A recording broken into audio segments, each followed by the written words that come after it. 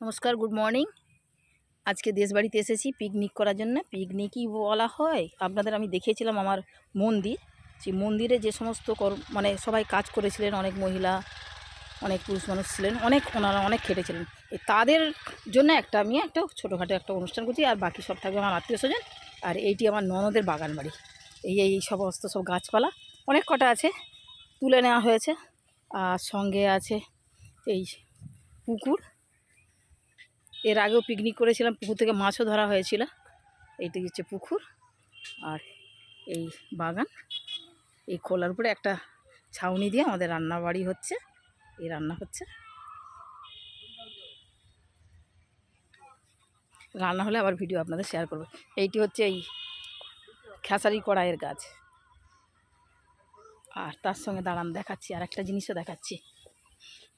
অল্প অল্প লাগানো হয়েছে ঘরে খাওয়ার মতো করে। এই দেখুন শসা হয়েছে, শসা। আর দেখুন এই যে মটরশুঁটি, বিট গাছ আমাদেরও দিয়ে পাঠিয়েছিল। যে শসা, রান্না যেমন হবে আপনাদের সঙ্গে ভিডিও শেয়ার করব। নমস্কার।